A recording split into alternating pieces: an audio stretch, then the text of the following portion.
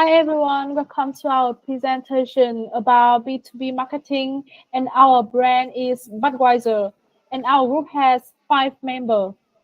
So we will move to the next part is about the table content and our presentation includes 4 main parts. So we will move to the first part is the macro in external environment.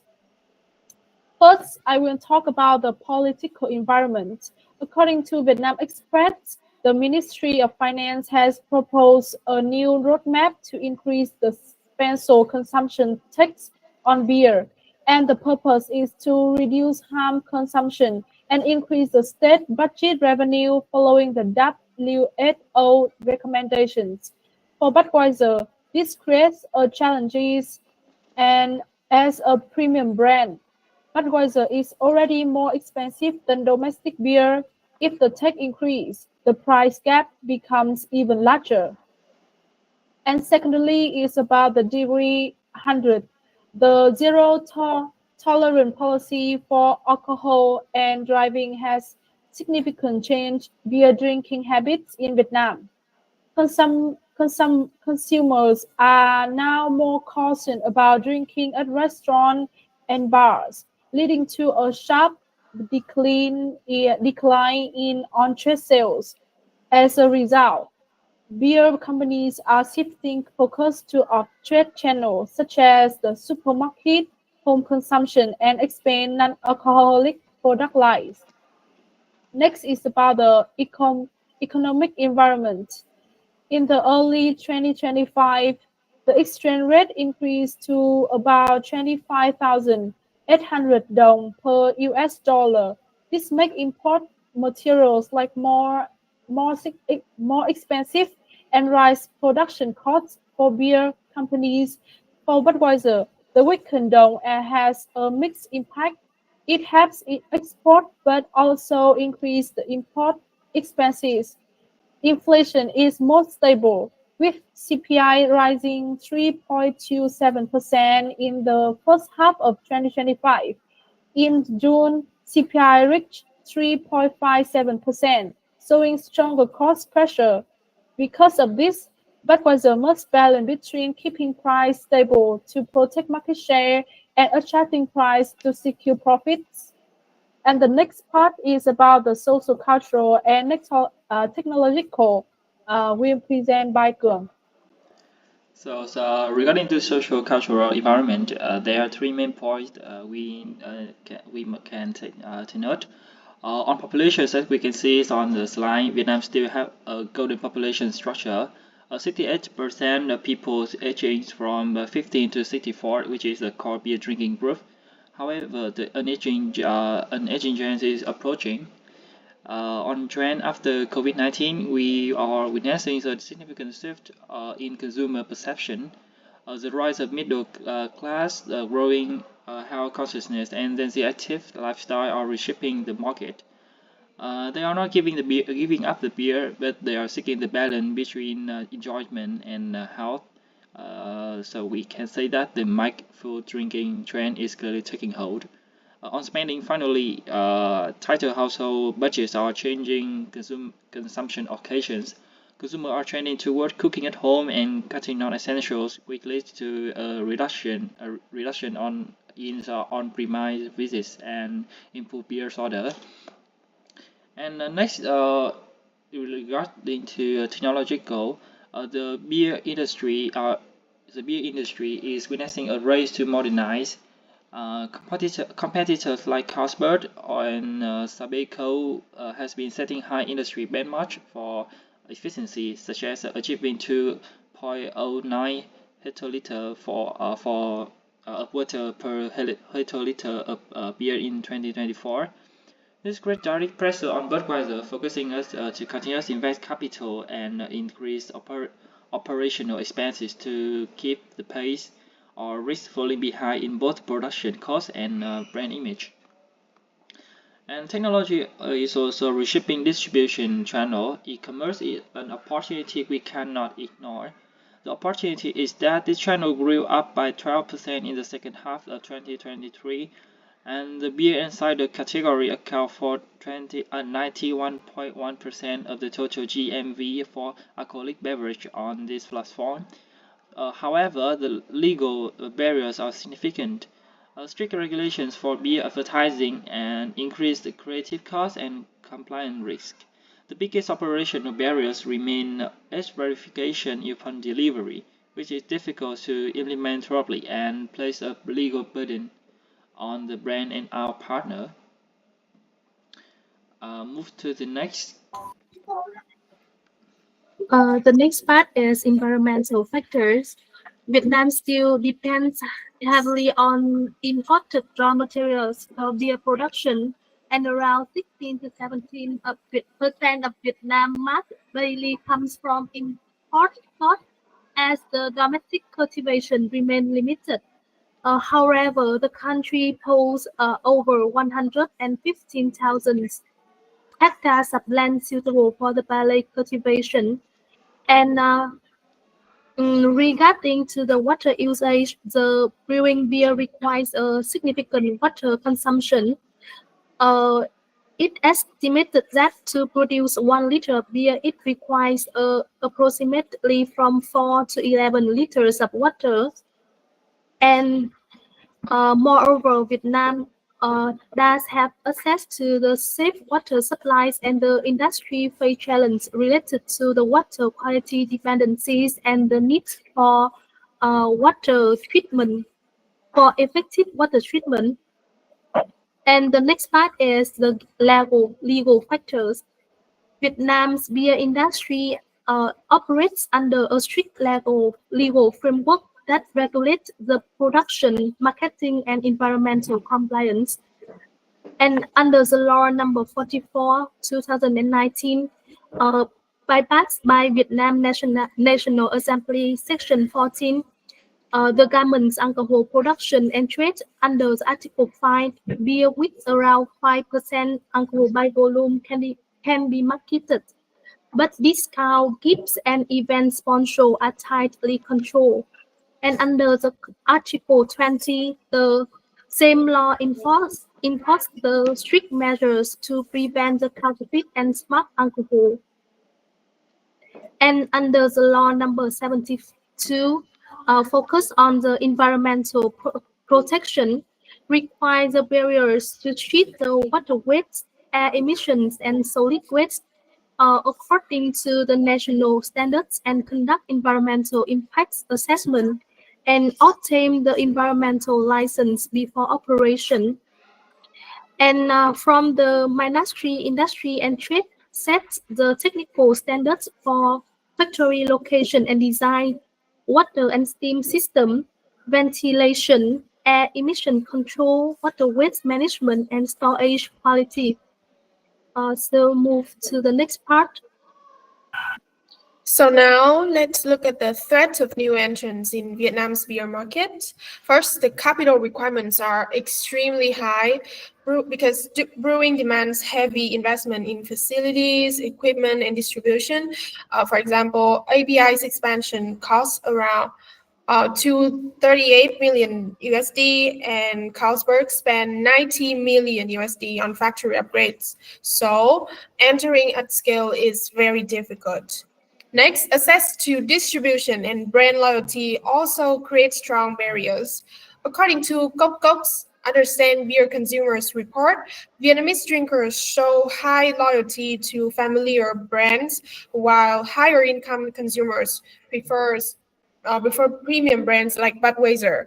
At the same time, major players already control most on-trade and off-trade networks. Finally, government policies further discourage new entrants. Beer production fell 0.7% year-on-year in first quarter in 2025, and the special consumption tax will rise to 90% by 2031. This means higher costs and lower incentives to enter the market. So overall, with high investment needs, strong loyalty, tight distribution, and stricter regulations, the threat of new entrants remains low to moderate. Now let's move to buyer and supplier powers.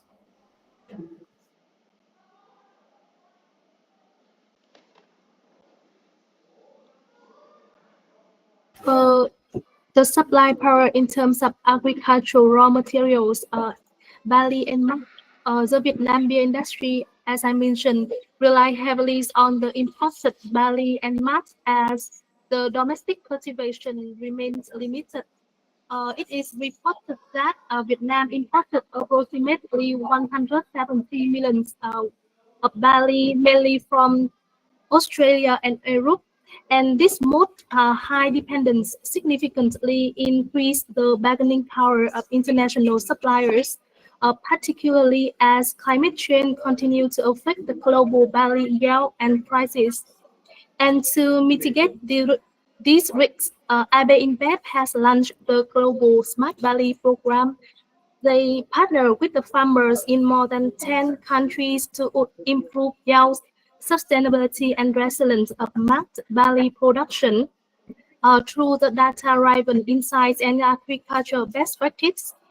And the next part is the production and equipment and technology. In AB InBev brewery in Bình Dương, equipped with the advanced automation, doubling the capacity 100 million liters per year and serving export to 7 Asian markets. And this high degree of automation reduces the reliance on external service providers, thereby weakens the supplier power in technology and operation. Move to the next part. The next one is about the buyer power. Budweiser switching costs in Vietnam is basically zero, which means that distributor and retailers can replace Budweiser anytime with no risk.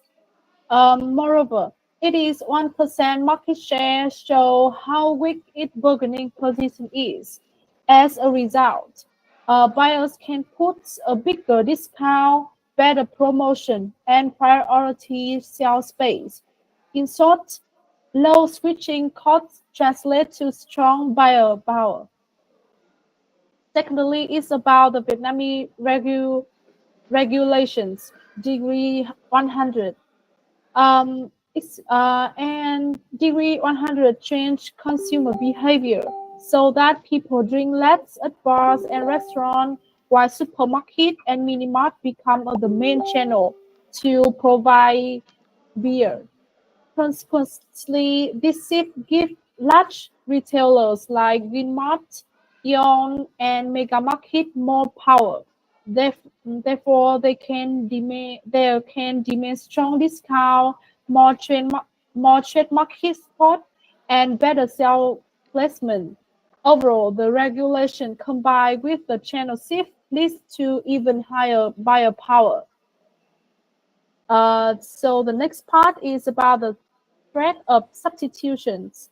Okay, so we will move to the threats of substitution. And in Vietnam, the threats of substitution is moderate to high, shaped by cultural preferences, price sensitive, and consumer behavior.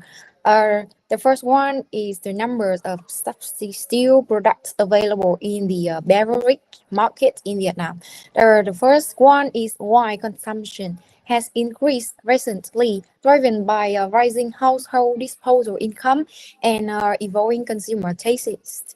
The next part is imported wines have replaced traditional rice wine, and consumer interest in healthy products are rising.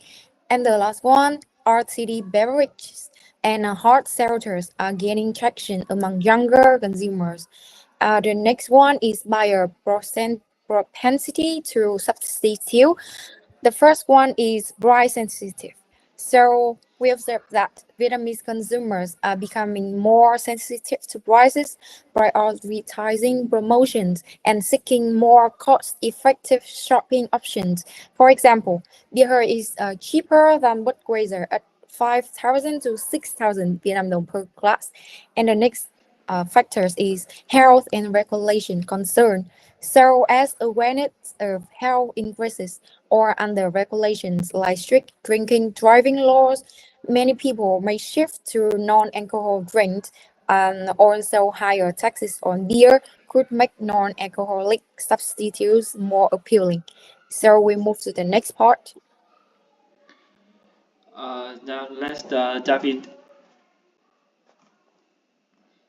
Now let's dive in deeper into the competitive pressure.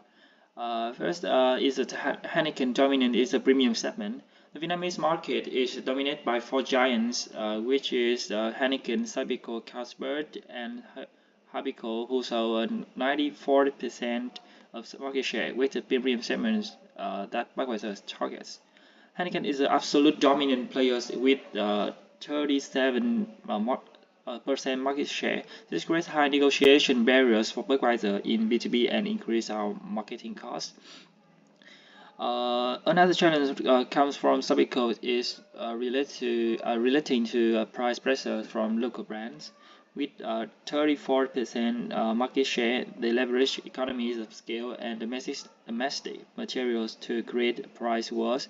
This directly pressures Budweiser, especially as input costs are rising by 10 to 15%. The premium pricing strategy of Budweiser is being severely challenged by in B2B channels, and the pie feels as the pie gets smaller. As the slide indicate, the entire beer industry is forecast to decline by approximately 20%. The product of is that while the total market is shrinking, the premium segment where we are positioned is growing. As the overall pie gets smaller, but the premium line gets bigger, the battle for market share and display space becomes more fierce. Combined with the proposals to increase the special consumption tax, these price pressures will become more even decisive. We move to the next one. Okay, so about the internal environment, we focus on the 7S's. So the first one is strategy. So Budweiser positioning itself as a premium beer brand, and also target customer is stable income consumer, and according to its American heritage, their price is slightly higher than another brand. This brand focus on sponsor for music and sports, and also focus on digital marketing for emotional connection. So we can state that Budweiser's positioning strategy is clear. The next part is systems.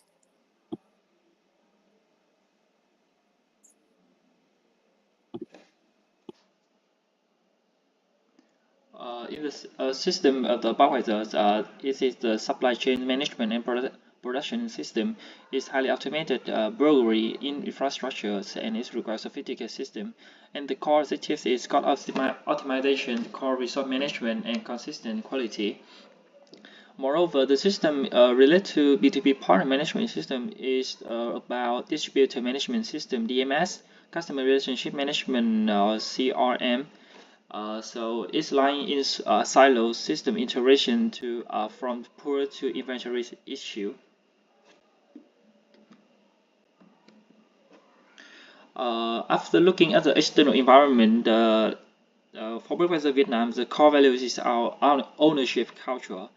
It's not a top-down command culture. Instead of that, Budweiser empower employees at all levels, encouraging them to be proactive and innovative. The goal is to turn each employee into a true owner, making them agile, and quick to seize the market opportunity. And the result is that InBev Vietnam is consistently recognized as one of the best places to work in Vietnam. This is a powerful internal strength to attract and retain the talent.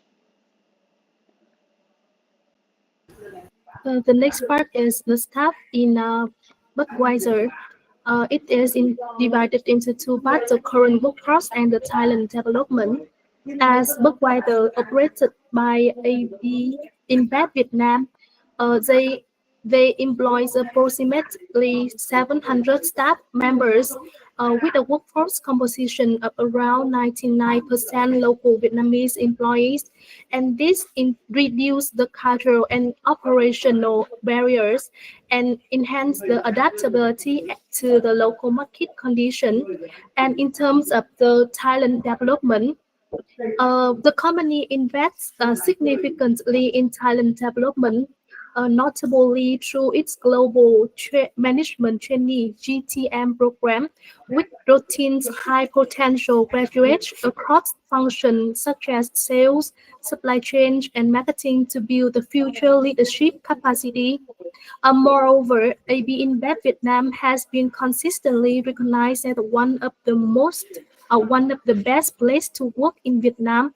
This reflects its employees' engagement initiatives and attractive work environment. So we come to the next part.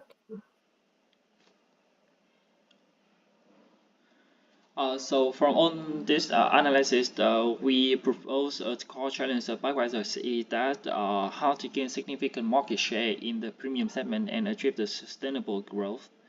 So as we can see on the slide, Budweiser is very weak position, holding only 1% of market share, and is being squeezed from multiple sides. There are three primary causes driving this challenge, and the first one is the intense competitive and a weak market position. The market is dominated by the big four, as I mentioned before, which is holding 94% of the market share. Heineken is the absolute leader in the premium segment, and the Budweiser 1% market position stripped them to bargaining power in the B2B channel. For Budweiser, the switching cost for B2B channels, the switching cost from Budweiser is virtually zero. So they can demand deeper discount or high display fee, putting immense pressures on Budweiser. And the second cause is declining demand and declining common market demand and shifting consumer behavior. The overall buy of the beer industry fell by approximately 20% in 2023. The decrease has altered consumption habit, leading up to an 11% drop in beer consumption in urban areas. A health-conscious trend is rising, with 45% of Vietnamese limiting or do not drinking alcohol. The paradox against is that the premium segment is growing, which only intensifies the battle within, with 28% higher than beer consumption for millennial. And the final cause is the regulatory and escalating cost pressure. The draft law on special consumption tax proposed to increase that from 90 to 90% by 2031. This is expected to increase beer prices by 20% compared to 2025, making Budweiser already priced really high, even less competitive on price. The legal regulations of law note number 44 and decree 100 strictly limit advertising and sponsorship. On the digital platform, these regulations increase the creative costs and compliance risk for the brand. And we move to the next. So to facing these core challenges, as Kung mentioned, we will first analyze Budweiser's approach to marketing and brand positioning. So Budweiser has prioritized visibility by emphasizing its presence through sponsorships of high-profile events. This includes actively supporting modern music events in urban bars, powerful festivals, TVCs, and major global spectacles like World Cup. So, firstly,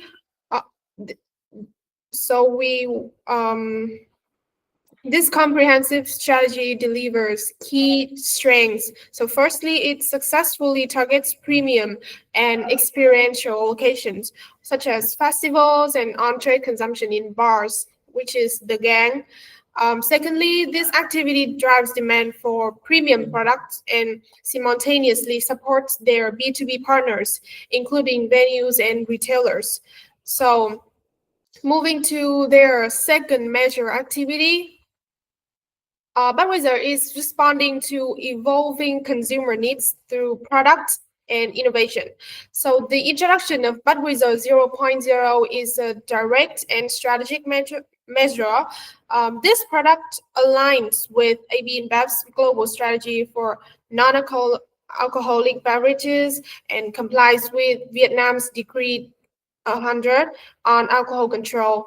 So significantly, Budweiser 0.0 meets the crucial trend toward healthier, functional, low alcohol options.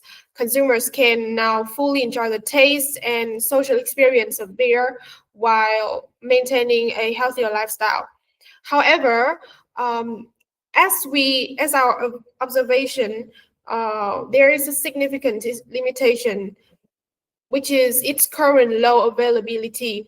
So, because the product is difficult to purchase and in key retail channels like convenience stores and supermarkets, as we observe in Winmart Plus, Circle K, or Bách Hóa Xanh. So in conclusion, while Budweiser has developed a very smart product, its full market potential is constrained by inadequate retail distribution. So now let's move to the next part.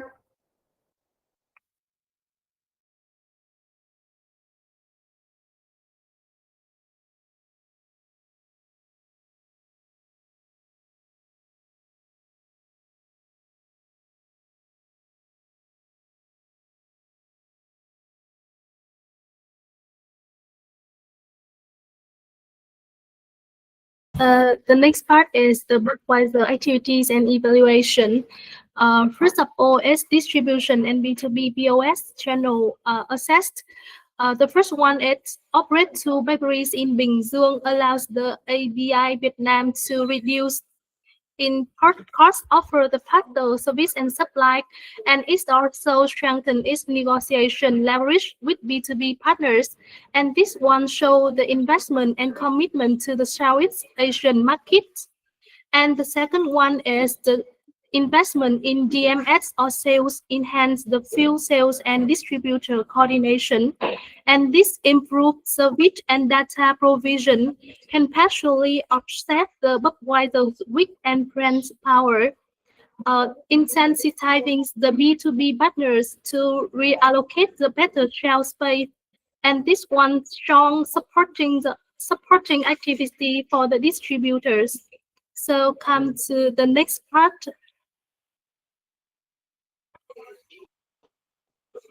Is the recommendation to be presented following. So to solve some limitations of Budweiser, we have four recommendations for Budweiser. The first one is the Budweiser Zero Smart Drinking Development Strategy. Because Budweiser has not launched a large-scale campaign for its non-alcoholic line yet. Because of that, Budweiser Zero has low awareness and limited sales in Vietnam. But this also creates an opportunity that Budweiser Zero can become a symbol of a modern, responsive, and stylish life, something people can drink anytime, even when driving or at business events. To achieve that, Budweiser should implement a comprehensive B2B and B2C promotion strategy. Budweiser can team up with B2B partners like restaurants, bars, hotels, and event agencies, and even host fun events like Zero Drink Safe Night to show its brand for confident, responsible people.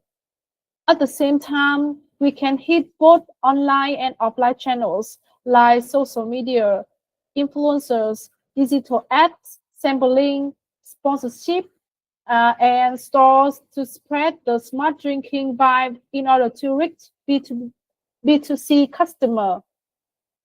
The goal is to expand Budweiser Zero's presence, strengthen its position in the market after Decree 100 and turn non-alcoholic beer into a trendy, proactive, choice for modern customer.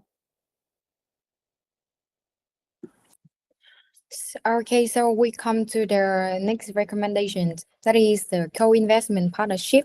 So Budweiser should transition from the traditional trade discount model to a co-investment partnership model. So in which trade marketing budgets are treated as conditional investments rather than a short-term discount. Under this approach, Budweiser will co-invest with partners in activities that enhance brand value, such as standardized POS display, brand activations, staff training, and customer experience improvements. So, if the partners meet the agreed KPIs, Budweiser will release the support as a successful investment. The budget may be a withdrawal or redirected to other partners. So, at the same time, Budweiser will implement a clear ROI evaluation tool to relocate budgets toward outlets. So this model allows Budweiser to maintain its premium positioning, gain stronger control over trade marketing efficiency, and foster sustainable win-win partnerships built on long-term brand value and proven performance rather than the short-term spending.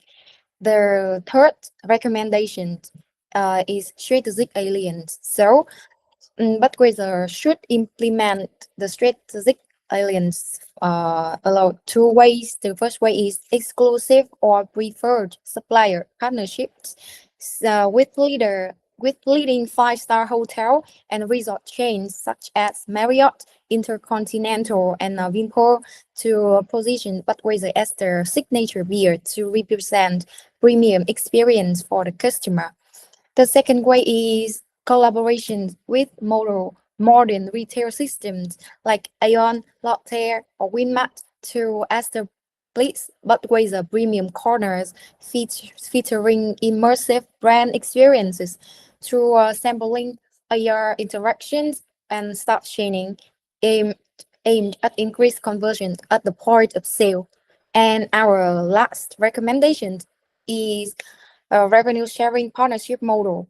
So Budweiser should adopt a revenue sharing partnership model to gradually replace the traditional discount-based system.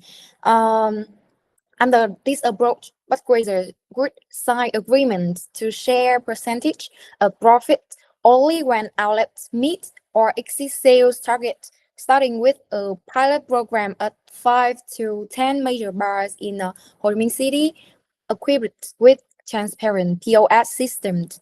Contracts should include the clear KPIs, monthly payment mechanisms, and data audit procedures, while Budweiser provides conditional technical training and marketing support to the participating partners.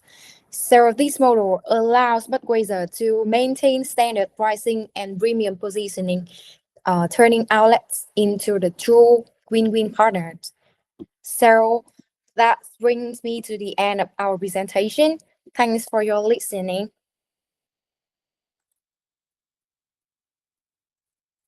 Thank you.